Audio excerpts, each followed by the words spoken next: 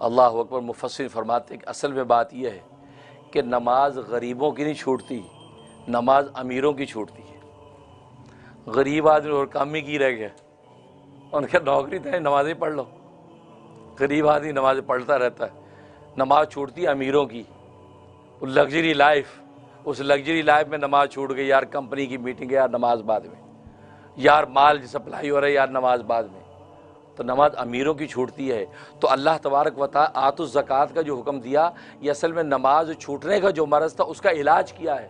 غریبوں کی تو نماز چھوٹتی نہیں، امیروں کی چھوٹتی ہے مال و دولت کی وجہ سے، اور مال و دولت سے جب ان کا دل لگ جاتا ہے اس کی خرید و فروخت میں، تجارتی کمپنیوں کی تگ و دو کے اندر، وہ نماز کو چھوڑ دیتے ہیں۔ تو اللہ تبارک و تعالی نے امیروں کو کہا کہ تم زکوٰۃ ادا کرو، تم اللہ کے راستے میں مال جب خرچ کرو گے تو مال کی محبت جب ٹوٹے گی، حب مال جب ٹوٹے گا تو حب مال جب ٹوٹے گا تو تم پھر اللہ تبارک و تعالی کی طرف متوجہ ہونے کے لیے آسانی سے راستہ پالو گے۔ اس لیے آتوا الزکوٰۃ اصل میں علاج ہے، علاج ہے نماز میں سستی کا۔ اور نماز میں سستی میں نے بتایا امیر لوگ کرتے ہیں، غریب نہیں کرتے۔ غریب پابندی سے نماز پڑھتا رہتا ہے، اور زکوٰۃ ظاہر کہ امیر پر واجب ہوتی ہے، اس لیے امیر لوگ زکوٰۃ ادا کریں اگر نماز کے اندر کوتاہی کر رہے ہیں۔ جب زکوٰۃ ادا کریں گے تو نماز کی کوتاہی ان کی ختم ہو جائے گی، کیونکہ مال کی محبت اصل میں یہ انسان کو نماز میں کوتاہی کرواتی ہے۔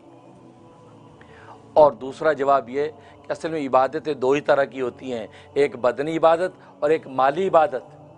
جتنی عبادات اللہ تبارک و تعالی نے فرض کر رکھی ہیں، یا وہ بدنی عبادتیں ہیں، جیسے نماز بدنی عبادت ہے، روزہ بدنی عبادت ہے، زکوٰۃ مالی عبادت ہے، حج بدنی اور مالی دونوں کا مجموعہ ہے، تو بدنی اور مالی عبادتیں ہیں۔ یہی وجہ ہے کہ آخرت کے اندر انسان یا تو بدنی عبادتوں کی وجہ سے بخشا جائے گا یا مالی عبادت کی وجہ سے بخشا جائے گا۔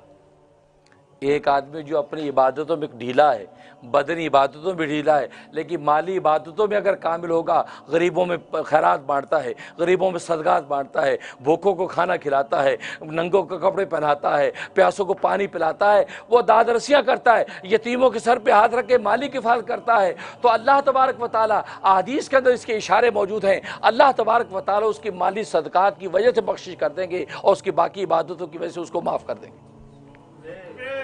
ایون ہے کہ ایک شخص جو اپنے قرض خواہوں کے قرض لینے کے اندر جو ان کو سہولت دیتا ہے کہ قرض دے دیا، لیکن اب ان کے پیچھے نہیں پڑتا، یار اگر سہولت ہو تو دے دیں ورنہ تمہاری مرضی ہے۔ جب کوئی روز قیامت میں اللہ کے سامنے پیش ہوگا، اللہ کہے گا کہ تو لوگوں کو قرض دیتا تھا اور تو ان پر احسار کر دیتا تھا، اگر آسانی ہو تو دے دینا ورنہ نہیں۔ تو جب ان پر احسار کرتا تھا تو میں زیادہ حقدار ہوں کہ تجھ پر احسار کروں، آج میں تیرے اس عمل کی وجہ سے بخشش کرتا ہوں۔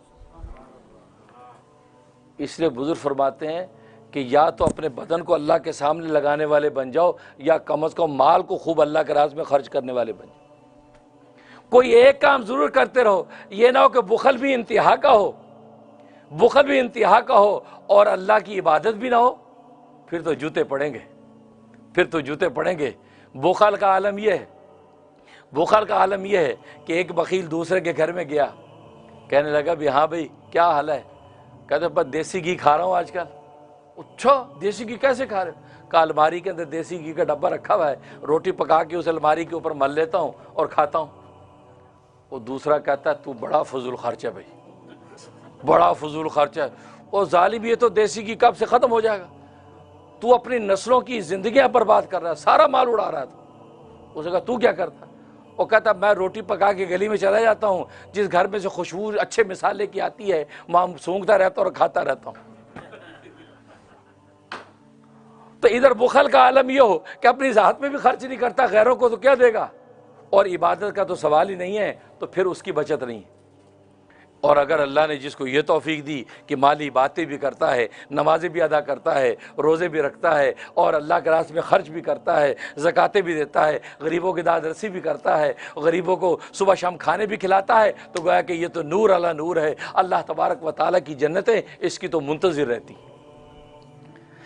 اس لیے فرمایا تو اقیم الصلاۃ میں بدنی عبادتوں کا حکم دے دیا کہ نماز جیسے بدنی عبادت ہے، روزہ بدنی عبادت ہے، حکم دے دیا کہ بدنی عبادتیں جتنی ان کو تم اچھی طرح جو ہے تندہی کے ساتھ ادا کرو۔ آتو زکوٰۃ، زکوٰۃ میں مالی باتوں کا حکم دے دیا، مالی بات خود زکوٰۃ ہو، صدقات ہو، خیرات ہو اور حج بیت اللہ ہو۔ ظاہر ہے کہ حج بیت اللہ بھی مالی عبادت بھی ہے، یہ بدنی عبادت کے ساتھ ساتھ فرمایا یہ ساری کی سر تم ادا کرو، ورکعوا مع الراکعین، اور رکوع کرو رکوع کرنے والوں کے ساتھ۔